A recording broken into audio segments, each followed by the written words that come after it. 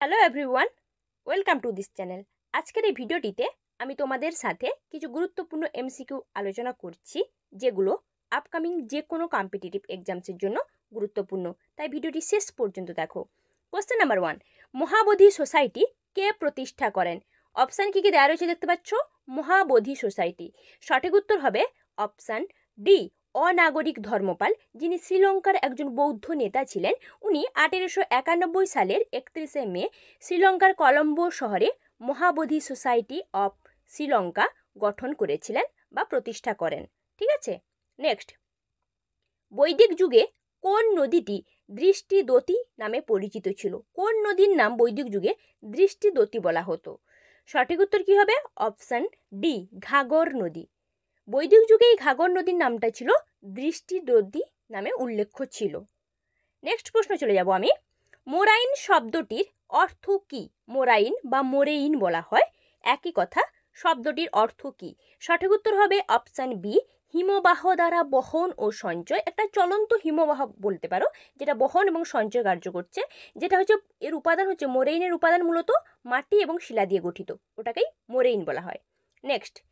Next প্রশ্ন, থিয়েটারে অভিনীত প্রথম বাংলা নাটকের নাম কি? বেঙ্গলি থিয়েটারে বা বাংলা নাট্যমঞ্চে অভিনীত প্রথম বাংলা নাটক, একই প্রশ্ন। সঠিক উত্তর হবে অপশান বি, কাল্পনিক সংবদল। যেটি বাংলা নাট্যমঞ্চ প্রথম কে প্রতিষ্ঠা করেছিলেন? না, রুস মনীষী লেবেদেব প্রতিষ্ঠিত বেঙ্গল থিয়েটার বা বাংলা নাট্যমঞ্চ, যেখানে প্রথম বাংলা নাটক হিসেবে অভিনীত হয়েছিল কাল্পনিক সংবদল। ঠিক আছে, নেক্সট প্রশ্ন চলে যাব আমি। মৃত্যুর রহস্য বলা হয়েছে, মানে কোন উপনিষদকে মৃত্যুর রহস্য বলা হয়েছে? দেখো, উপনিষদগুলোর ভাগ দেওয়া রয়েছে। সঠিক উত্তর হবে অপশান এ, কথোপনিষদ, যেটি 1879 সালে ম্যাক্স মুলার এই কথোপনিষদ প্রথম করেছিলেন। তারপর এই পরে এডউইন আর্নল্ড এটিকে মৃত্যুর রহস্য হিসেবে অনুবাদ করেছিলেন কথোপনিষদ, যেখানে মৃত্যুর দেবতা যমের সঙ্গে বজস্রবাসের পুত্র নচিকেতার মুখোমুখি হওয়ার গল্প বর্ণিত হয়েছে। নেক্সট, কোন দেশটি সরাসরি সমুদ্রের সঙ্গে যুক্ত নয়? দেখো, দেশগুলোর নাম দেওয়া রয়েছে অপশানে, এর মধ্যে কোন দেশ যুক্ত নয়? সঠিক উত্তর হবে অপশান সি, নেপাল। নেপাল দেশটি সরাসরি সমুদ্রের সঙ্গে কোনোভাবেই যুক্ত নেই। ঠিক আছে, নেপাল হচ্ছে সঠিক উত্তর।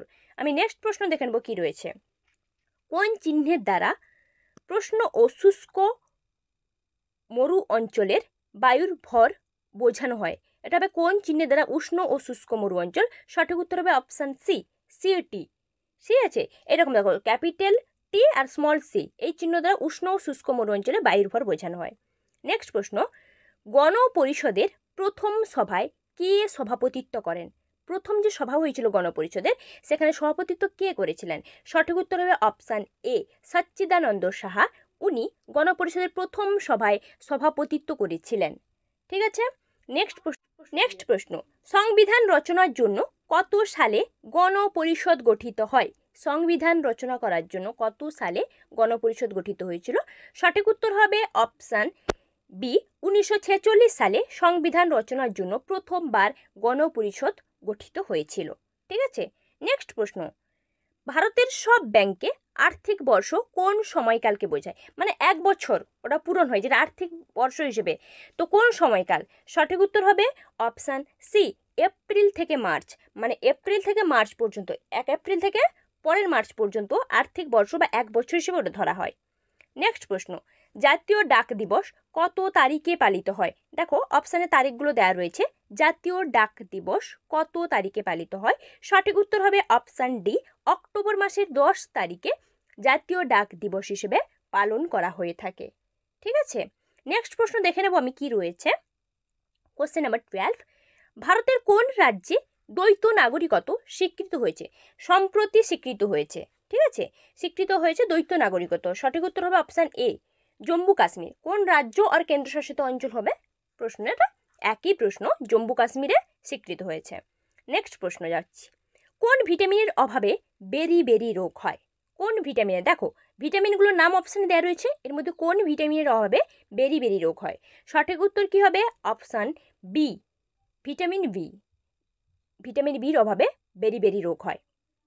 নেক্সট প্রশ্ন আমি চলে যাব কি রয়েছে দেখে নি।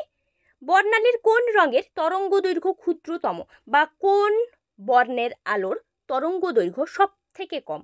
একই প্রশ্ন, সঠিক উত্তর হবে অপশান ডি, বেগুনি বর্ণ। বেগুনি বর্ণের যে কোনো আলো, মানে কোনো আলোর যদি রং বেগুনি কালারের হয় তো ওটা তরঙ্গ দৈর্ঘ্য সব থেকে কম হবে। নেক্সট, কোন পাখি পেছন দিকে উড়তে পারে? পাখিগুলোর নাম দেখো দেওয়া রয়েছে, বিভিন্ন ধরনের পাখি। তো কোন পাখি পেছন দিকে উঠতে পারে? সঠিক উত্তর হবে অপশান বি, হামিং বার্ড, যেটা হচ্ছে সব থেকে ক্ষুদ্র পাখি, ওটা পেছন দিকে উঠতে পারে। হামিং বার্ড হচ্ছে সামনের দিকে উড়ে বা পেছন দিকেও প্লাস উঠতে পারে। ঠিক আছে, thanks for watching my video. এখনও যেন আমার চ্যানেলকে সাবস্ক্রাইব করোনি, নতুন নতুন কন্টেন্ট পাওয়ার জন্য চ্যানেলটিকে সাবস্ক্রাইব করো, ভিডিওতে লাইক কমেন্ট শেয়ার অবশ্যই করো, যাতে ক্রিয়েটাররা আরও বেশি করে মোটিভেট হয়।